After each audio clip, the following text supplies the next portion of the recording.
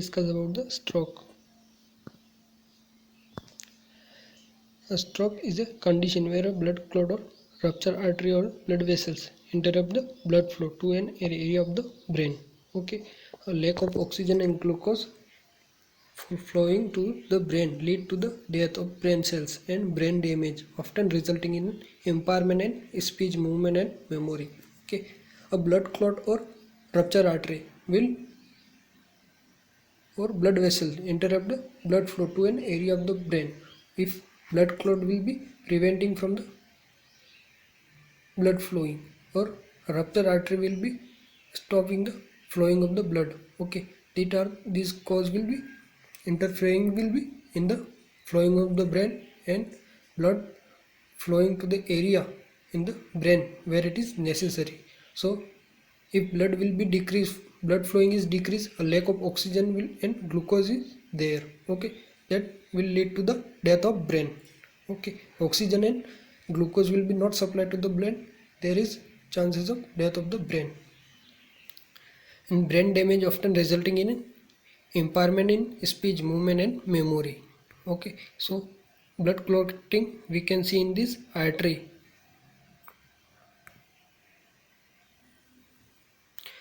Risk factor: over age 55 year. Okay, if person is above the age of 55, male, in the male it's occurring more commonly. And a family history of stroke, if any past family history is there about stroke disease. Okay, high blood pressure. Okay, if person blood pressure is higher than the normal, high cholesterol level, increase the cholesterol level in the person's body. Cigarette smoking, if person having habit of cigarette smoking. Diabetes, in the diabetes person having heart diseases and it will lead to stroke. Obesity and overweight. Okay, in the obesity and overweight, obesity will lead to the plaque formation. There is chances of plaque formation in the arteries. Cardiovascular diseases, if person having cardiac diseases. Okay, a previous stroke or transient ischemic attack, if person having previous ischemic attack diseases. High level of homocysteine and amino acid in blood. Birth control, use of other hormone therapy. Okay, cocaine use, a person is using cocaine use, drug using. Okay, heavy use of alcohol, if person is using alcohol, drinking alcohol. Type of stroke: ischemic and hemorrhagic. Okay, in the ischemic stroke, in an ischemic stroke, blood supply to a part of the brain is decreased, leading to the dysfunction of the brain tissue. Okay, if brain tissue is dysfunction, their function is decreased, or function of the brain tissue is decreased, it lead to the ischemic stroke. Okay, so ischemic stroke are those that are caused by the interruption of the blood supply to the brain. Okay, 87% of the stroke are caused by the ischemia due to the blood clots or dysfunction of the brain tissue. Hemorrhagic stroke are the ones which result from rupture of the blood vessels or an abnormal vascular structure. If vascular structure is abnormal, okay, so they are unable to supply blood. Okay, intracranial hemorrhage is the accumulation of blood anywhere in the skull. Okay, in the skull, if anywhere blood accumulation is there, so blood clot is accumulated. Okay, so that will lead to stroke. Intraaxillary hemorrhage, the types of the hemorrhagic. Okay, intraaxillary hemorrhage, blood inside the brain. Intraaxillary hemorrhage is due to the intraventricular hemorrhage. Okay, where bleeding will be occur in the ventricles, that is the intraventricular hemorrhage. Blood in the ventricular system. Okay, and extraaxillary hemorrhage, blood inside the skull but outside the brain. Okay, in the extraaxillary hemorrhage, blood will be present in the skull but outside the brain. The main types of extraaxillary hemorrhage are epidural hematoma, bleeding between the dura mater and the skull. Okay, in the epidural hematoma, bleeding will be occur in the dura mater and between the skull. Okay, in the subdural hematoma, In this, bleeding will be occur in the subdural space. Where subdural space is there, in that subdural space bleeding will be occur. And subarachnoid hemorrhage, between the arachnoid matter and pia mater, okay, bleeding will be occur.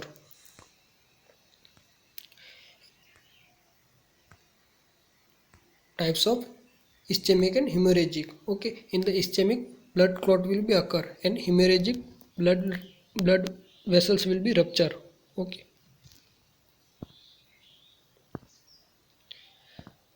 the causes of the ischemic and hemorrhagic stroke. Okay, in the ischemic, thrombosis, embolism, on systemic hypoperfusion and venous thrombosis. These are the causes of ischemic stroke. And hemorrhagic, intracerebral hemorrhage, subarachnoid hemorrhage, cerebral aneurysm, arteriovenous malformation. These are the causes of hemorrhagic stroke. Thrombotic stroke. First is the thrombotic stroke in the ischemic stroke. Okay, in the thrombotic stroke, a thrombus or blood clot be form around the atherosclerotic or plaque. Okay, since blockage of the artery is gradually onset of symptomatic, thrombotic stroke is slower. Two types of thrombosis can cause stroke. Okay, large vessels disease involve the common and internal carotid artery. Okay, in the large vessels disease involve the common and internal carotid artery will be problems. And thrombi in the large vessels, vasoconstriction will be occur in the large vessels, and tightening of the artery, example aortic artery, carotid artery. Inflammatory disease of the blood vessels wall, Gann cell arteries, vascularitis. Small vessel disease, middle cerebral artery, stem and arteries arising from the distal vertebral and basilar artery. Build of fatty hyaline matter in the blood vessels as a result of high blood pressure and aging. And the person is having high blood pressure and person is more age of above the 60-year-old age. Okay, so they are having build up of fatty hyaline in the blood vessels. Okay, and fibrinoid degeneration, a stroke involving these vessels are known as lacunar infarct. And microtherma, small atheroscleropathic plaque is there. A sickle cell anemia, which can cause blood cells to clump up and block blood vessels. Okay, this will cause stroke. Okay, can also lead to stroke. A stroke is a second leading killer of the people under 20 who suffer from the sickle cell anemia. Okay, who are suffering from the sickle cell anemia under 20. Okay, this is the second leading cause. Embolic stroke, and embolic stroke refer to the blockage of an artery by an arterial embolus, a traveling particle or debris in the arterial blood stream originating from elsewhere in the embolens. An embolens is most frequently a thrombus, but it can also be a number of other substances including fat, example for bone marrow in broken bone, air, cancer cells or clumps of bacteria, usually from the infectious endocarditis. Okay, blockage will be occur, okay, in the artery by arterial embolus. Systemic hypoperfusion. A systemic hypoperfusion is the reduction of blood flow to all part of the body.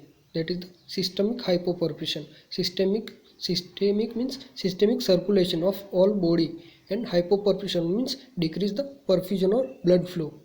It will causes by the heart failure from the cardiac arrest or arrhythmia, or from the reduced cardiac output as a result of myocardial infarction, pulmonary embolism, pericardial effusion or bleeding, hypoxemia. Okay, these are the causes for the systemic hypoperfusion.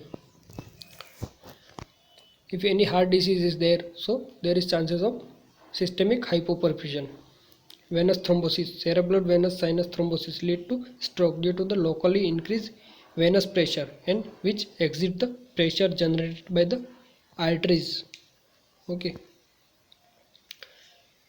Intracerebral hemorrhage. It generally occurs in small arteries or arterioles and is commonly due to the hypertension, intracranial vascular malformation, okay, bleeding disorder, drug uses. Okay, these are the causes for the intracerebral hemorrhage. Silent stroke. A silent stroke is a stroke that does not have any outward symptoms and the patient are typically unaware they have suffered a stroke. Okay, in this patient are unaware about their stroke, okay, or about their disease. They are unaware about their disease. Okay, in the transient ischemic attack and major stroke in the future. Conversely, those who have suffered a major stroke are at risk of having silent stroke. Those who are suffer a major stroke are at risk of having silent stroke. Sign and symptom. Early recognitions. In the early recognition, numbness or weakness of the face. Okay, in the arm or legs, especially one side of the body, are decrease their activity and hemiplegia. Activity will be decreased.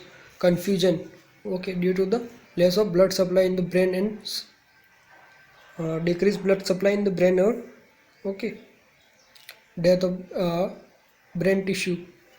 Trouble speaking or understanding speaking. Okay, during the when patient is speaking, that time they feel trouble, or when getting difficulty in understanding of the speech. Visual disturbances. Okay, their visual power will be impairment. Difficulty in walking, dizziness or loss of balance, sudden or severe headache. Neurological deficit depending on the involvement of part. A stroke alters smell, taste, hearing or visions. Drooping of eyelids and weakness of ocular muscles. Decreased reflexes, gag, swallow, pupil reactivity to light. Decreased sensation and muscle weakness of the face. Balance problem and nystagmus. Altered breathing and heart rate. Weakness in the sternocleidomastoid muscles with inability to turn a head to one side. Okay, so person can inability to turn a head from the one side. Weakness in the tongue, so person inability to produce tongue or move a tongue from one side to other side. Associated symptoms are loss of consciousness, headache, vomiting, usually occur more often in hemorrhagic. Okay, these are symptoms are most occurring in the hemorrhagic. Diagnostic. History taking. Collect complete history of the patient about their past fall from the standing position or due to the dizziness. Complete physical examination. Okay, complete history taking about their medical history or any related to cardiac problem or any disease that should be identified, and collect the history from the patient relatives. Okay, and physical examination. Neurological examination. In the neurological examination, initial assessment focuses on the airway patency, which may be compromised by gag or cough reflexes and alter respiration pattern. Okay, diagnostic test. Carotid ultrasound to detect carotid stenosis in ischemic stroke. Okay, if any stenosis is there in the carotid artery, that will be find out with the help of carotid ultrasound. CT scan.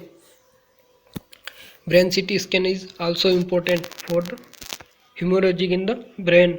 Bleeding will be identified with the help of CT scan. MRI CT angiogram will be done. Cerebral angiography, PET, TCD, lumbar puncture. These are the diagnostic evaluation procedure. Okay, for the identify the problem. Complication of the ischemic and hemorrhagic stroke. In the ischemic stroke, breathing food into the airway. Okay, aspiration. Okay, there is chances of aspiration in the trachea or airway tube, dementia, falls. There is chances of fall due to the loss of blood supply or loss of energy in the brain or loss of glucose in the brain. Loss of mobility, there is decrease their mobility and activity. Loss of movement or feeling in the one or more parts of the body, their movements are lost in the body parts, leg, hands. Okay, muscle specificity. Okay, poor nutrition, pressure source due to the, if patient is their brain is death, due to that brain death person is sleeping on the one side, they are, because their body movement is not there, due to that patient getting pressure sore on the pressure area. Problem speaking and understanding, there is problem with speaking and understanding of voices. Hemorrhagic stroke, rebleeding or hematoma. There is chances of rebleeding from the bleeding area, and hematoma, clotting is, blood clot is there in the brain. Cerebral hypoxia, cerebral vasospasm, increase intracranial pressure due to the bleeding, hypertension. Okay, these are the complications of the hemorrhagic stroke. Management of ischemic stroke, medical management for secondary prevention. Those with atrial fibrillation or cardioembolic strokes are treated with warfarin. If warfarin is contraindicated, aspirin is the best option. Thrombolytic therapy are used to treat the ischemic stroke by dissolving the blood clots. Okay, with the help of thrombolytic therapy, dissolving the blood clots. Okay, so that ischemic stroke will be treated. Rapid diagnosis of the stroke and initiation of the thrombolytic therapy within 3 hours in patient with ischemic stroke lead to decrease in the size of stroke. Okay, in patient with ischemic stroke lead to decrease in size if initially or within 3 hours of stroke, providing this medication or thrombolytic therapy, so blood clot will be decreased due to dissolving the blood clot. Eligibility criteria for TPA administration: age above year of 18,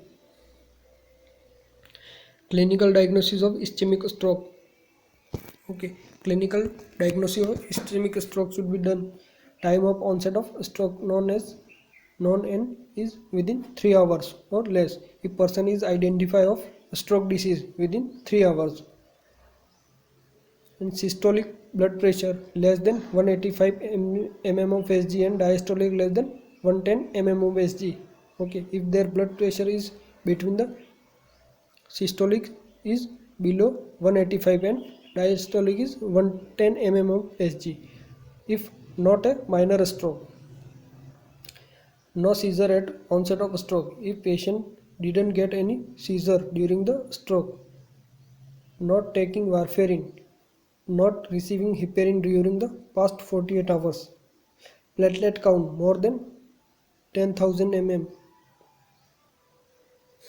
If their platelet count is more than 10,000, okay. No prior intracranial hemorrhage is there. If before that not any intracranial bleeding is there, then only TPA administration is done. No major surgical procedure within 14 days. Doses and administration. The doses for TPA is 0.9 mg per kg with a maximum dose of 90 mg. 10% of the calculated dose is administered as intravenous bolus over 1 hour via infusion pump. Okay, with the help of infusion pump, medicine will be provided. Okay, remaining dose 90% administered IV over 1 hour via infusion pump. The patient is admitted to the intensive care unit where continuously cardiac monitor is implemented. So continuously monitoring the patient cardiac Okay, their heartbeat, their vital signs, respiratory rate. Okay, vital signs are obtained every 15 minutes for the first 2 hours. Okay, after the administering of the TPA. Okay, then every 30 minutes for the next 6 hours, then every hours for the 16 hours. Blood pressure should be maintained with the systolic pressure less than 180 mmHg and the patient is admitted to the intensive care unit. Okay, so vital signs are obtained every 15 minutes. Okay, and bleeding is the most common side effect of TPA administration. The patient should be closely monitored for the any bleeding. Okay, if any intracranial bleeding is there, intravenous bleeding is there, that should be monitored. Intracranial intravenous insertion sites, urinary catheter sites, endotracheal tube, nasogastric tube, urine stool emesis, other secretions. Okay, Scroggin's 2000 intracranial bleeding, a major complication that occur in the approximately 6.5% of patients. Okay, intracranial bleeding is mostly occur in the is a most complicated. It will occur in the 6.5% of patients. Therapy for patient with ischemic stroke not receiving TPA. Not all patients are candidates for TPA therapy. Other treatments include anticoagulant administration, IV heparin or low molecular weight heparin for ischemic strokes, and careful maintenance of cerebral hemodynamic to maintain cerebral perfusion. Administering an osmotic diuretic, mannitol. Okay, in the osmotic diuretic, mannitol will be administered to the patient. Other treatment measures include the following: elevation of the head of the bed to promote the venous drainage and to lower the increased intracranial pressure. Intubation with the endotracheal tube to establish a patent airway if necessary. If there is required the patent the airway, place the endotracheal tube in the trachea. Continuous hemodynamic monitor. Systolic pressure should be maintained less than 180 mmHg and diastolic pressure is at less than 100 mmHg. Okay, so monitor the vital signs and assess for the bleeding or further ischemic damage. Neurologic assessment to determine whether the stroke is solving or whether other acute complications are developing, such as bleeding from anticoagulant or medication-induced bradycardia, which can result in hypotension and subsequent decreases in the cardiac output and cerebral perfusion pressure. And arteriotomy for prevention of ischemic stroke. The main surgical procedure for the managing is stroke is a carotid endarterectomy. A carotid endarterectomy and arteriotomy is the removal of an atherosclerotic plaque or thrombus from the carotid artery. That plaque formation will be removed, okay, from the carotid artery to prevent a stroke in the patient with occlusive disease of the extracranial cerebral arteries. Okay, for that removing of the atherosclerotic plaque or blood clot will be removed. This surgery is indicated for the patient with symptoms of TIA or mild stroke found to be due to the severe 70 to 99% carotid artery stenosis or moderate stenosis with other significant risk factors. Management for hemorrhagic stroke. Medical management. The goals of medical treatment of hemorrhagic stroke are to allow the brain to recover from initial result, to prevent or minimize the risk of rebleeding, to prevent or treat complication. Management consists of bed rest with sedation to prevent agitation and stress, and management of vasospasm and surgical or medical treatment to prevent rebleeding, and providing the analgesics may be prescribed for head and neck pain. The patient is fitted with a elastic compression stocking to prevent deep vein thrombosis. So DVT stocking will be provided to the patient for preventing from the thrombosis or treat or threat to any patient on bed rest. Surgical management. Many patients with primary intracerebral hemorrhage are not treated surgically. However, surgical evaluation is strongly recommended for the patient with a cerebral hemorrhage. If the diameter exceeds 3 cm, the Glasgow Coma scale is below 14. Surgical evacuation is most frequently accomplished via a craniotomy. Okay, craniotomy will be done of the brain. Nursing management. During the acute phase, a neurologic flow sheet is maintained to provide data about the following important measure of the patient's clinical status. Change the level of consciousness or responsiveness as evidenced by movement, resistance to changes of the position, and respond to stimulations, orientation to time, place, or person.